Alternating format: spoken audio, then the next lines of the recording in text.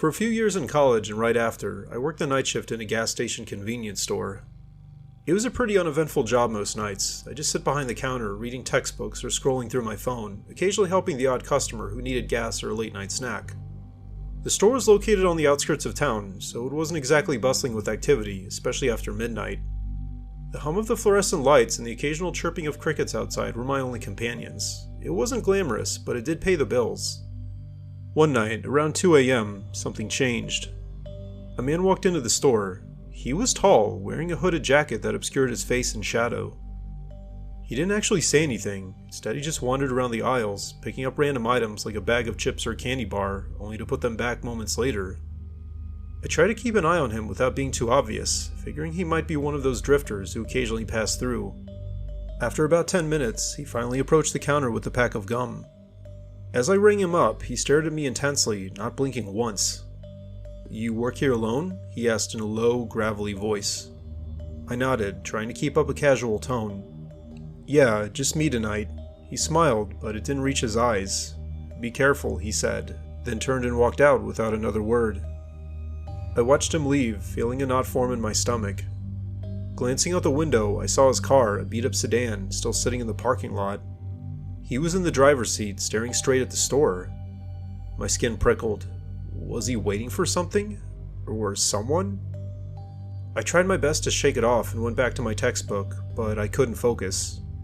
Every few minutes, I'd sneak a glance outside, and there he was, still sitting there, unmoving. His eyes were also fixed right on the glass doors. About an hour later, a loud bang echoed from the back of the store, near the storage room. I nearly jumped out of my skin. My heart pounded as I grabbed the baseball bat we kept under the counter for emergencies and crept toward the sound. The storage room door was closed, but I could hear faint scratching noises coming from inside, like nails dragging across wood.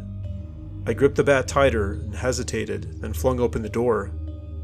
Nothing. It was just boxes and supplies stacked neatly on the shelves.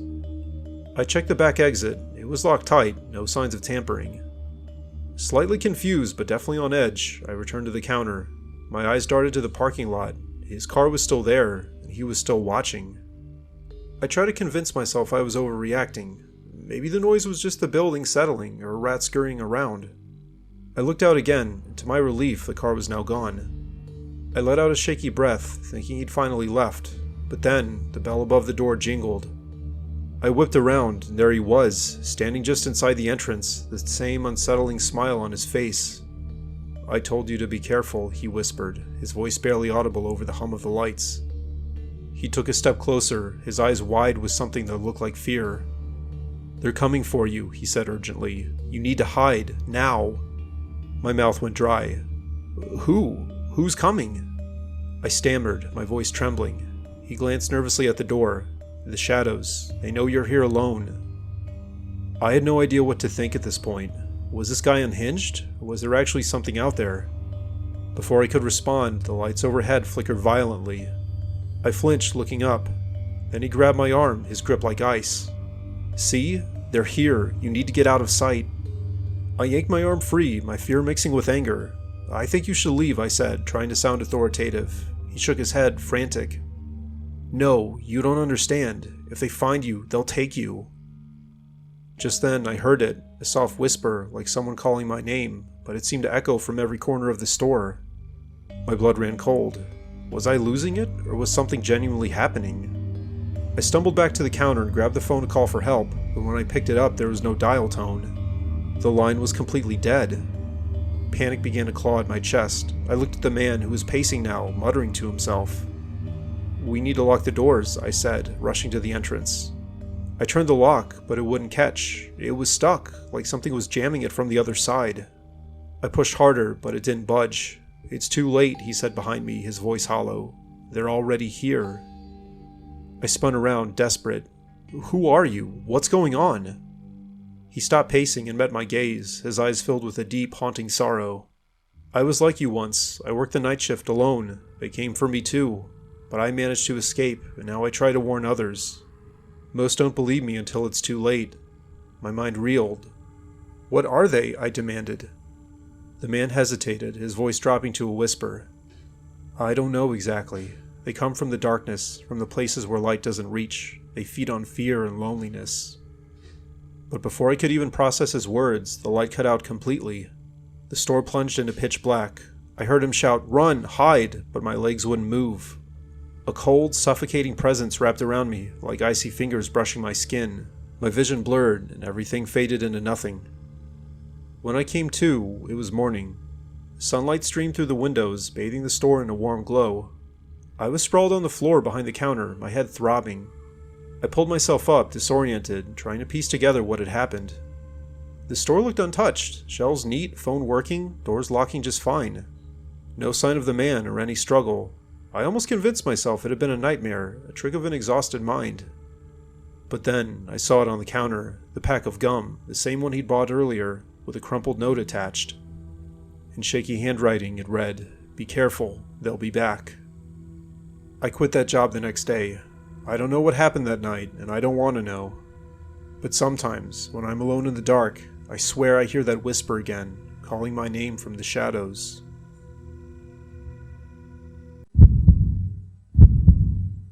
I used to do overnight stock work in the local supermarket. Most of my coworkers really didn't like the night shift, but maybe because I'm more introverted, it was pretty much my jam. We were open 24 hours, but there were almost never customers at night, so I just put my earbuds in and zone out while working. The soft buzz of the overhead lights and the faint hum of the refrigerators created a strange kind of comfort. It was just me, the shelves, and my music, until the night everything changed. I remember it was about 2:30 a.m., and I was in the canned goods aisle, stacking rows of soup like I'd done 100 times before. My playlist was on shuffle, some lo-fi beats keeping me in the groove. The store felt emptier than usual for some reason, which was saying something. Normally you'd hear the occasional squeak of a cartwheel or the distant cough of the night manager up front, but that night it was dead silent. I didn't think much of it at first, I just kept working, lost in my own little world. Then I noticed something odd. My earbuds cut out for a second, like a glitch, before the music kicked back in. I frowned, tapping them, but they seemed fine. A minute later, it happened again, this time with a faint, scratchy noise bleeding through, like static or whispers. I pulled them out, annoyed, and shook them, thinking the battery was dying. But when I held them up to my ear, I heard it, a low, mumbled voice, too quiet to make out the words. I figured it was some weird interference, maybe picking up a radio signal or something. Shrugging it off, I popped them back in and turned up the volume. About 20 minutes later, I was kneeling down to restock the bottom shelf when I felt it, a cold draft, like someone had opened a door nearby. I glanced up, expecting to see the night manager wandering around, but the aisle was empty. The air felt heavy, and for the first time that night, I got this prickly feeling on the back of my neck, like I wasn't alone.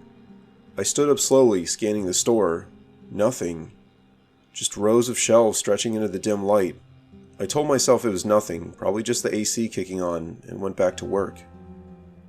But then I heard footsteps. They were faint at first, like someone walking in socks. They were coming from the next aisle over. I froze, listening. Step, step, step, slow and deliberate. I pulled my earbuds out completely this time and held my breath. Then the sound stopped. "Hey Mike," I called out, thinking it might be the manager. There was no answer. I grabbed my box cutter from my pocket, not because I thought I'd need it, but just for something to hold on to, and peeked around the corner. The aisle was empty, the fluorescent lights flickering slightly overhead. My heart was beating a little faster now, but I tried to laugh it off. Great, now I'm hearing things, I muttered to myself. I decided to take a quick walk to the break room, maybe splash some water on my face to wake myself up. As I passed the frozen food section, the glass doors reflected the store behind me, and for a split second, I swore I saw someone standing at the far end of the aisle. I spun around, but there was nothing there. My reflection stared back at me, pale and wide-eyed. I picked up the pace, the slap of my sneakers echoing in the silence.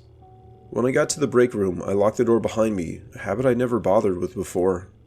I sat down at the table, trying to shake the unease crawling up my spine. The vending machine hummed in the corner, and I focused on that sound, telling myself I was just tired. I'd pulled too many late shifts that week, and my imagination was getting the better of me. Then the lights went out. It wasn't a flicker this time, just a sudden, total blackout. The vending machine whirred to a stop, and the room plunged into darkness. I fumbled for my phone, my shaky fingers fumbling to turn on the flashlight. The beam lit up the table, the chairs, and the walls. Everything looked normal, but the silence was suffocating. I stood up, ready to head to the front and check with Mike, when I heard it again. Step, step, step. This time right outside the break room door. I aimed my light right at the door, my breath catching in my throat. The handle jiggled just once, like someone testing it. "Mike, is that you?" I said, my voice cracking. There was no response. The footsteps started again, moving away this time, growing fainter down the hall. I waited, counting the seconds, until I couldn't hear them anymore. Against my better judgment, I unlocked the door and cracked it open, shining my light into the hallway. Empty. I stepped out, the cold air hitting me like a slap. The store was pitch black now, except for the faint glow of the emergency exit signs. I made my way toward the front, my flashlight beam bouncing off the shelves. Every aisle I passed was empty, but that feeling, like eyes boring into me, wouldn't go away. When I reached the registers, I saw Mike's chair behind the counter, but he wasn't there. His coffee cup sat on the desk, still steaming. "Mike?" I called again, louder this time. Nothing. That's when I noticed the security monitors. They were still on, running on backup power, showing grainy feeds from around the store. I leaned in, scanning the screens. The aisles were empty, the parking lot deserted, except for one feed. The camera over the back loading dock showed something moving just outside the frame. It was quick, a blur, like someone ducking out of sight. My stomach dropped. I grabbed the phone on the desk to call Mike's cell, but the line was dead. Before I could decide what to do, I heard a loud bang from the back of the store, like a door being slammed open. I jumped, dropping the phone, and swung my light toward the sound. It came from the stockroom. Against every instinct screaming at me to run, I started walking that way, telling myself I had to check it out. The stockroom door was ajar when I got there, swinging slightly like it had just been pushed. I stepped inside, the air thick with the smell of cardboard and something else, something metallic. My flashlight caught rows of boxes, a tipped-over pallet jack, and then, in the corner, a pair of boots sticking out from behind a stack of crates. "Mike!" I rushed over, my heart pounding, but when I got closer, I saw it wasn't Mike. It was a mannequin, one of those creepy, faceless ones we used for clothing displays upstairs. Except, we didn't sell clothes in the store, and it was standing upright, propped against the wall, its blank face tilted toward me. I stumbled back, my light shaking in my hand. That's when I heard the whisper again, clearer this time, coming from right behind me. "Stay." It was a hiss, low and raspy. I spun around, swinging my flashlight, but there was nothing there, just shadows. Then the air grew colder, and the whispering started again, overlapping, like multiple voices all saying the same thing. "Stay, stay, stay." I bolted. I didn't care about my stuff, and didn't care about locking up. I ran straight for the front doors, slamming into them so hard the glass rattled. But they wouldn't open. The power was out, and the automatic sensors were dead. I pounded on them, screaming, until I remembered the emergency override on the side. I flipped it, shoved the doors apart, and stumbled into the parking lot, the cold night air hitting my lungs like a punch. I didn't stop running until I got to my car. When I looked back at the store, the lights were back on, glowing through the windows like nothing had happened. I could see the silhouette of the registers in the aisles, and something else. A figure, standing just inside the entrance, motionless, and watching me. I never went back to that job. I called in the next day and quit over the phone, and didn't even pick up my last check. Mike was fine, apparently. He said he'd stepped out for a smoke and didn't hear a thing. But I know what I saw, and what I heard. And sometimes, when I'm driving past that supermarket late at night, I swear I see that figure again, standing in the doorway, waiting for me to come back.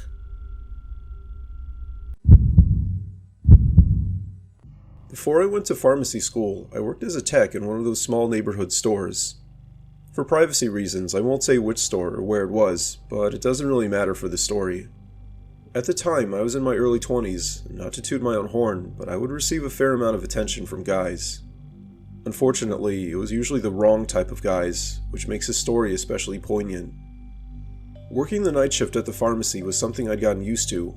The store was a 24-hour joint, tucked away in a quiet part of town, and after 11 p.m. it was mostly dead. I'd spend my time behind the counter, filling prescriptions, tidying up the shelves, or just staring out the big front windows into the empty parking lot. My manager, Lisa, was usually there until midnight, but after that, it was just me and the hum of the fluorescent lights. I honestly didn't mind it. Most nights were uneventful, and the pay was decent for someone still figuring out life. But there was this one night that changed everything. It started around 2 a.m. I was restocking the cold medicine aisle when I heard the automatic doors slide open. The sound always carried in the stillness, so I peeked around the corner to see who'd come in. He was a guy, mid-30s maybe, wearing a dark hoodie and jeans. He had this stiff, deliberate way of moving, like he was trying not to draw attention. He didn't look at me, instead he just headed straight for the back of the store. I figured he was just another late-night straggler needing something random, so I went back to my work. A few minutes later, he came up to the counter with a single bottle of water. I scanned it, keeping my usual polite smile. "That'll be $1.29, I said. The man didn't say anything. Instead, he just slid 2 crumpled dollar bills across the counter. Up close, I noticed his hands, rough, with dirt under the nails, and the way he kept his head down, avoiding eye contact. I handed him his change, and he muttered something like, "Thanks," before walking out. I watched him cross the parking lot and disappear into the dark. Nothing about it screamed trouble, but something felt off. He came back the next night. Same time, same hoodie, same bottle of water. This time he lingered a little longer at the counter, fumbling with his wallet while I rang him up. "Long night?" he asked, his voice low and raspy. "Yeah, they usually are," I replied, keeping it light. I didn't want to engage too much, but I didn't want to be rude either. He nodded, then said, "You're here a lot, must get lonely." I shrugged. "It's not so bad, it keeps me busy." The man didn't respond. He just took his water again and left. The comment stuck with me though. It wasn't creepy on its own, but paired with the way he kept showing up, it started to gnaw at me. Over the next few nights, it became a pattern. He'd come in around 2 a.m., buy a bottle of water or some cheap snack, and make small talk. Each time, he'd say something that felt a little too familiar, stuff like, "You look tired tonight," or "Bet you can't wait to get out of here." I started dreading the sound of those doors opening, knowing it was probably him. One night, things took a turn. I was alone, the pharmacist had called out sick, and Lisa had left early, so it was just me holding down the fort. I was behind the counter counting pills for a prescription when he walked in. This time, he didn't head for the aisles, he came straight to me, hands in his pockets, and leaned against the counter. "Hey," he said, his voice quieter than usual. "You ever get scared working here all by yourself?" I froze for a second, then forced a laugh. "Not really, it's a quiet neighborhood." Then the man tilted his head, studying me. Quiet doesn't mean safe. You never know who's out there. My stomach twisted, but I kept my tone steady. "I've got security cameras and a panic button. I'm good." Then he smirked, like he didn't believe me. Cameras don't stop people, they just watch them. Then he reached into his pocket, and my heart skipped a beat, thinking he was pulling something out. But it was just another crumpled dollar bill. He bought his water and left, but his words lingered like a bad smell. After that, I started noticing things. The parking lot lights would flicker sometimes, casting weird shadows that made me jump. I'd hear noises, little taps or scrapes, coming from the stockroom, even when I knew I was alone. I told myself it was just the building settling, but it didn't help the growing pit in my gut. Then came the night I'll never forget. It was a slow Sunday, maybe 3 a.m. I was wiping down the counter when the phone rang. I picked it up, expecting a customer with a question about their meds. "Pharmacy, how can I help you?" I said. There was a long pause, just static crackling on the line. Then his voice came through, low and deliberate. "You're alone tonight, aren't you?" I nearly dropped the phone. "Who is this?" I demanded, my voice shaking. "You know who," he said. "I can see you right now, behind the counter, wearing that blue shirt." My head snapped up, and I scanned the windows. The parking lot looked empty, but the darkness beyond the glass felt alive, like it was hiding something. "What do you want?" I asked, trying to sound braver than I felt. "Just checking on you," he said. "Someone's got to make sure you're okay out here." "I'm fine," I snapped. "Don't call here again." I slammed the phone down and immediately grabbed my cell to call Lisa. My hands were trembling so bad I could barely dial. She picked up, groggy. "What's wrong?" "Some guy just called the store," I said, my voice crackling. "He knew I was alone. He said he could see me." "Stay calm," she said, waking up fast. "Lock the front doors and call the police. I'm on my way." I hung up and ran to the entrance. The store wasn't supposed to lock customers out, but I didn't care. Policy could wait. I twisted the deadbolt, the click echoing in the silence, and backed away from the glass. That's when I saw it, a figure standing just beyond the edge of the parking lot light, too far to make out details, but close enough to know he was watching. The cop showed up 20 minutes later, and Lisa got there right after. They searched the lot and the surrounding streets, but found nothing. No car, no footprints, no sign of him. The officer took my statement, but I could tell he didn't think it was much. "Probably just some creep trying to scare you," he said. "We'll keep an eye out, but let us know if he comes back." Lisa stayed with me until the end of my shift, and we checked the security footage together. There he was, clear as day, standing at the edge of the lot for almost 10 minutes before the call, just staring at the store. The grainy image showed his hoodie and that stiff posture I'd come to recognize, but his face was too shadowy to identify. I didn't sleep that day. Every time I closed my eyes, I saw him out there, watching. I started carrying a pocket knife and kept the store phone unplugged on my shifts, relying on my cell for emergencies. He didn't come back in person after that, or at least I didn't see him, but I'd catch glimpses of movement in the lot sometimes, little flickers I couldn't explain. A month later, I quit. I just couldn't take the paranoia anymore, the way every late-night customer made my skin crawl. I moved on to pharmacy school and left that town behind and tried to forget it. But even now, years later, I can't shake the feeling that he's still out there somewhere, waiting for another quiet night and another lone worker to fixate on. And I wonder how many others he's watched, how many others never knew they were in his sights, until it was too late.